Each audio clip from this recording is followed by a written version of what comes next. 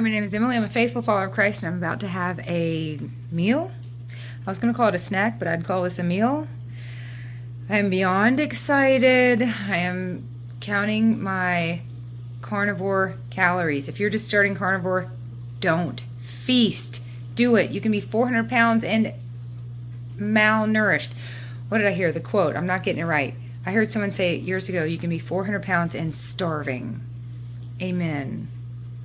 What we've done to our bodies for decades is abuse them and malnourish them. So feast right now. Feast for the sake of your metabolism. Feast for the sake of your hormones.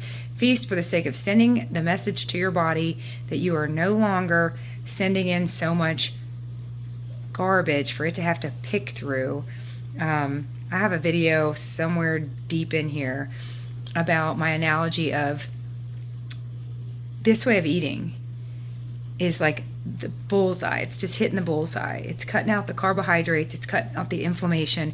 It's cutting out the depression and the anxiety and the eczema and the blood pressure issues. And the list goes on and on what all this diet cuts out. But years ago, I described binge eating like calling the city dump, the trash collector, and saying, hey, could you do me a favor?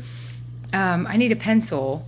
Could you just start dumping all your trash from your dump truck from the city in my front door? That's what we do when we binge on garbage. Now,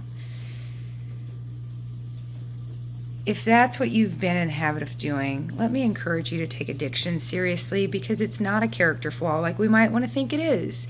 We might rather think that we're misbehaving and we're being bad and naughty. We might prefer that to thinking we are diseased and addicted.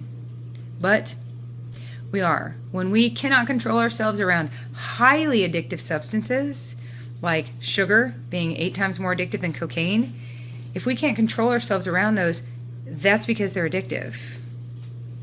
We are in diseased, mentally ill, addicted bodies, all because of Adam and Eve.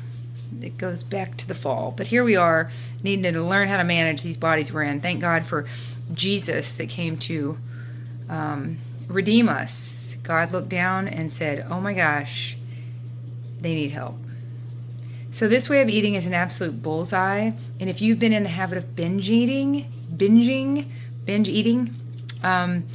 that I compare to needing nutrition, needing energy, not just stimuli, but energy, and asking the county dump to start dumping it all in your front door.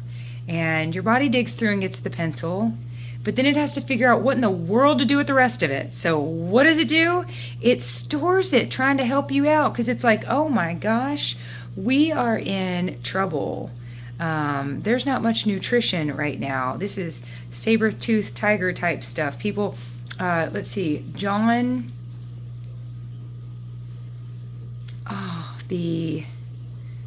I can't think of his last name. The book is his last name. A brilliant man named John. Lost a lot of weight. I think it's John. Anyways, he's the one that taught me that our bodies are either in fat storage or fat releasing mode, depending on the body's interpretation of stress around it. So if it thinks it needs to store fat, it's going to take our stressors, whether it's a 20-page paper or a new job or a horrible boss or a terrible marriage. It's going to take the stressors in our life and think, uh-oh, famine.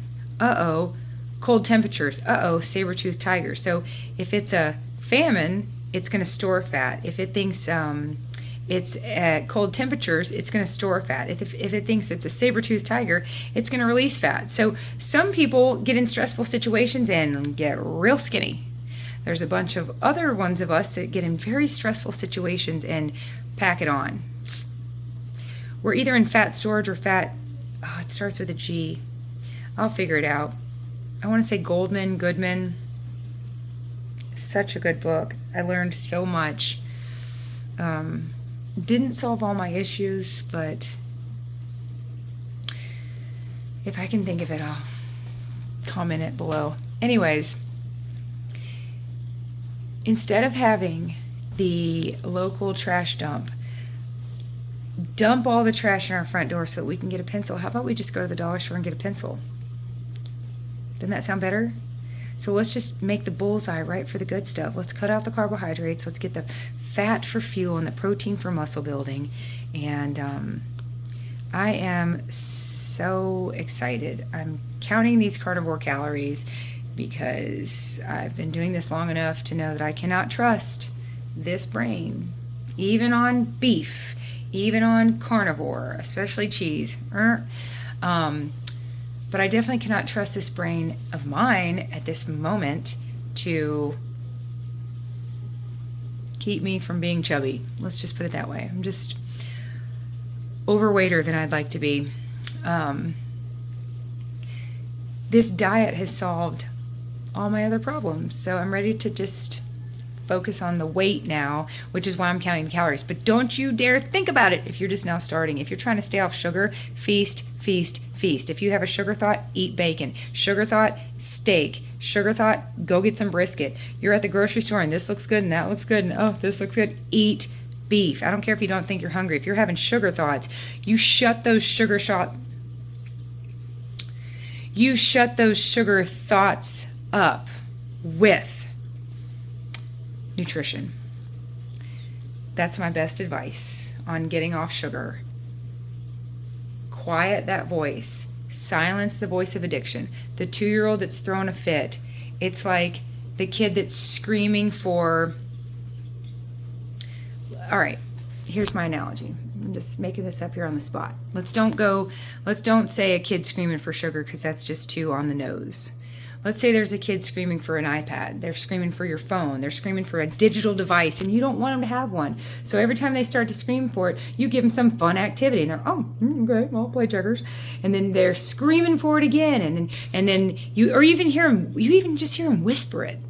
They're like, I sure would like an iPad. And you're like, here, how about paint by numbers? Here, make a bracelet. Here, Play-Doh, kinetic sand. Here, help me crack these eggs. And every time the kid's asking for sugar, you give them some fun activity, that will send their brain in a different direction that they will thoroughly enjoy. And it will release dopamine, but just the right amount, because these activities are not addictive. You with me? You with me? There's the lizard brain. Thank you, Kelly Hogan, and whoever she always credits for that.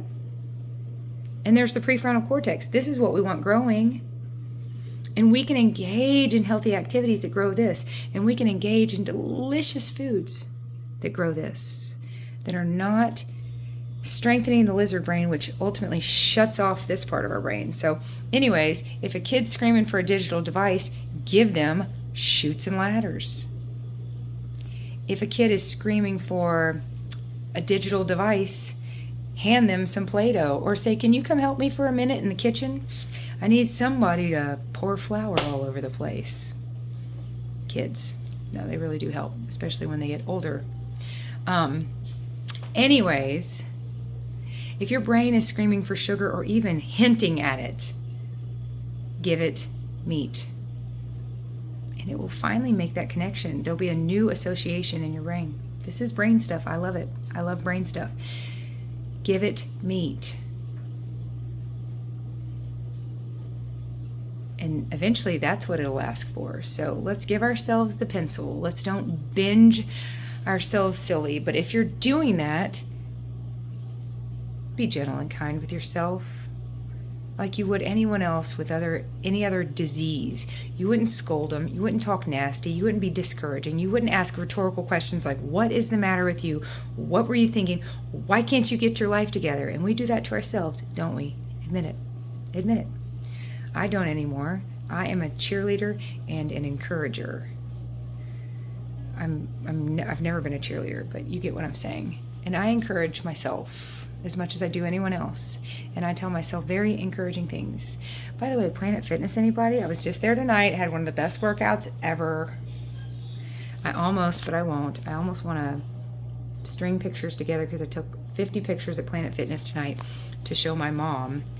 I'm actually making this video right now because I want to show my mom this meal I'm about to make. It's a little bit unusual, but I only ate 900 calories today, and I had one of my best workouts ever at the gym. So I don't want to go to bed only having eaten 900 calories. I want to eat a little something, and I'm coming up with some real tasty. Now, for my Kelly Hogan month of March commitments, I've given up dairy, deli, and dogs. So no dairy, no deli meat, no hot dogs, and all that includes beef sticks. So I am about to eat some hard-boiled eggs, and I'm going to mix it with something sort of surprising. It didn't come from an animal, but I'm going to eat it. Can you guess? Mayonnaise, pickle juice, those two things. 0 carbohydrates. So when I first started this, I was so confused. I was like, am I animal products or am I 0 carb? I'd say the goal is 0 carb, which means I eat animals and avocado mayonnaise. So anyways, the goal is 0 carb. The goal is to be fueled by fat, be in ketosis, and my mom and I talked on the phone today for 4.7 hours, and it was amazing. We processed through so much regarded to this adoption that will be, the 1-year anniversary will be Easter Sunday. Jill, how amazing is that? March 31st is the 1-year anniversary of this adoption. I just saw their biological mother and cousins and family. We had a blast tonight. I dropped them off at a little birthday party and ran to Planet Fitness, but I was there at the house quite a bit and just loved on about 15 little babies that call me Aunt Emily.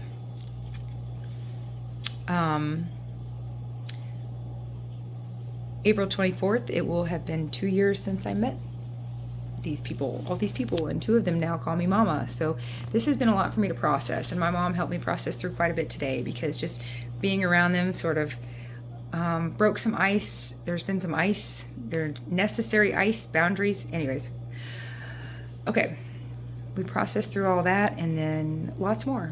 4 hours and 7 minutes. I thought, you know what? I want my mom to see all this, but more than see all this, I want her to go to bed. She's an hour ahead of me. So here's what I'm about to eat. I'm going to have 3 hard-boiled eggs.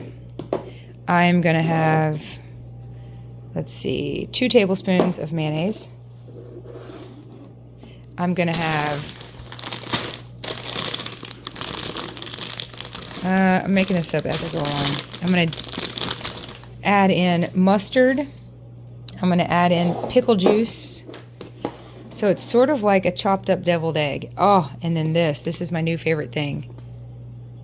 Redmond real salt, organic seasoned salt. Smell this. Hold on, sorry.